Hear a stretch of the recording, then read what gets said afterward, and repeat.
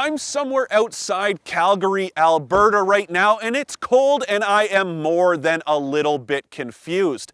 Like, why the hell is there still so much snow on the ground in the middle of spring? But perhaps more importantly, how's this crossover I'm driving supposed to be a coupe?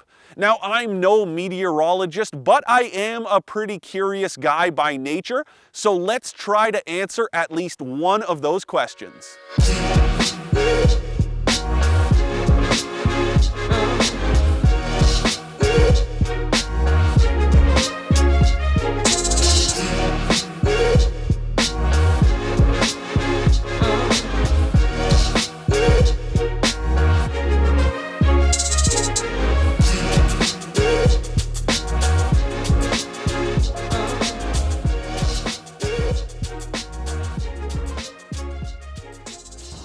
So if you haven't figured it out by now, we're talking about the Mercedes GLC class coupe, a sort of quirky version of the GLC mid-size crossover. Really, it's not quite a mid-size, it's a little bit of a tweener and falls between the smaller GLA and a more traditional mid-size, but we'll just call it a mid-size crossover for argument's sake. And speaking of arguments, I don't really understand why this thing is called a coupe in the first place.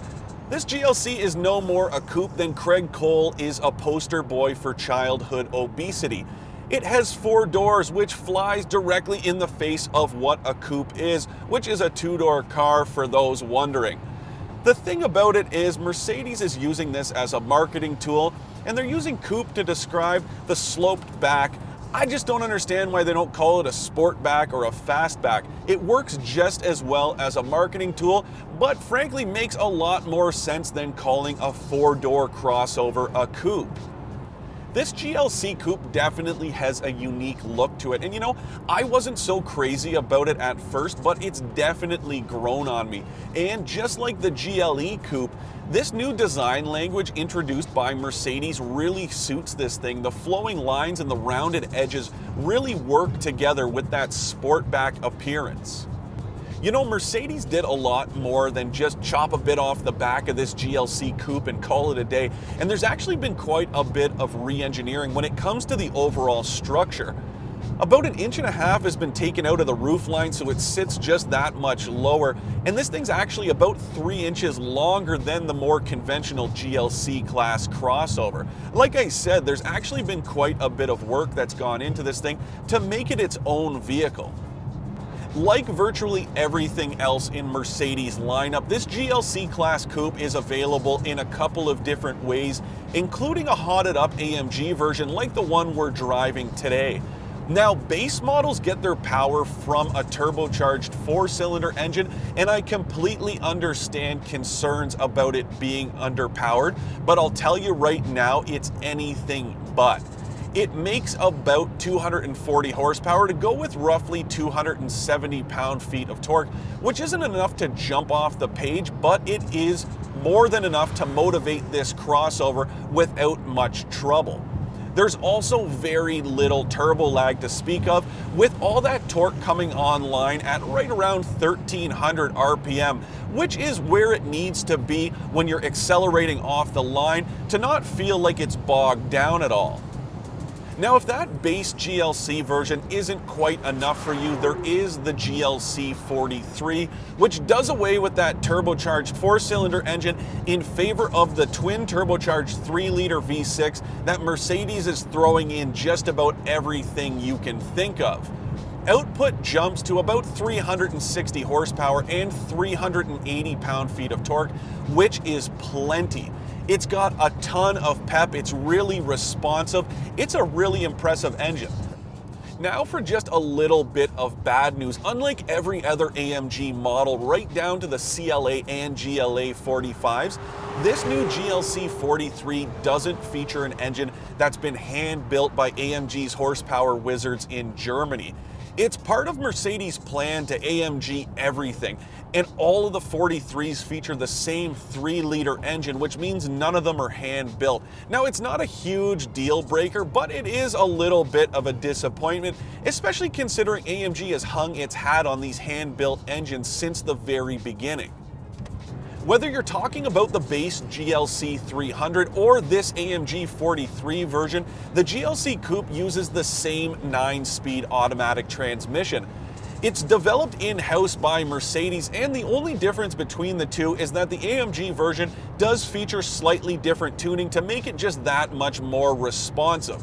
Regardless, it's an incredibly smooth transmission. It was developed completely in-house by Mercedes-Benz and is typically reliable and smooth. It's a really impressive gearbox, and it hasn't left us searching for a gear once out here on our drive.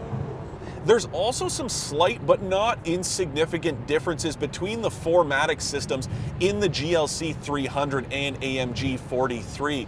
For example, the base version has a 45-55 torque split front to rear, whereas the AMG version features 31% of that power going to the front wheels and 69% going to the rear. And that's part of the performance bent of this version of the GLC Coupe.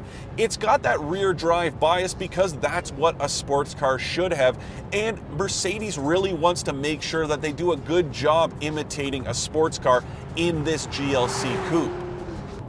When it comes to the underpinnings of this GLC Coupe, there's not a whole lot of variance between the base GLC 300 and the AMG 43 version. The main differences between the two are that the AMG does feature standard air suspension as well as unique steering and front suspension setups. Now, those front suspension and steering setups are not just unique to the AMG 43 version of the GLC, but they're unique to the Coupe version. If you get into the conventional version of this AMG GLC, you'll find a completely different setup up front. With air suspension along for the ride, this AMG 43 version does ride a lot smoother than the base version, though not as much as you would think. That steel suspension setup is a pretty impressive one, but obviously these air chambers do make the ride that much more cushy. It absorbs bumps really well, but the best part is when you use this dynamic drive selector on the center console, you can adjust the suspension to firm up when you want a little bit of a sportier ride, and it works wonders. When you toss this thing into a corner, it stays nice and even, which is exactly what you want. In terms of handling, this thing does an impressive job of imitating a real coupe without losing too much of that feel. Considering the size of this thing and the weight, I mean, it weighs more than 4,000 pounds. It does a pretty impressive job of feeling in control and engaging when you throw it into a corner. Yeah, it's not quite as communicative as maybe you'd like, but at the same time, it's still a crossover, and it's never gonna feel like a coupe. When it comes to the cabin of this GLC class coupe, it's almost as if Mercedes lifted the C-Class sedan's interior and dropped it right inside this crossover. There's a lot of nice features. The design is really nice. The fit and finish is awesome. There's a few differences between the base and AMG versions, namely in some accent stitching, as well as a few of the materials. The gauges feature that checkerboard pattern that's meant to look like a race flag, but otherwise it's pretty standard across the board. You can also spruce it up if you like, but even in base 300 trim, it's a pretty well put together package. Both of them also feature man-made leather, but you'd be hard-pressed to notice. It feels just like the real thing, and you're not going to have any complaints when it comes to comfort. Now it's time for the only real complaint about the GLC Coupe's interior, and it all relates to that sloping rear roofline.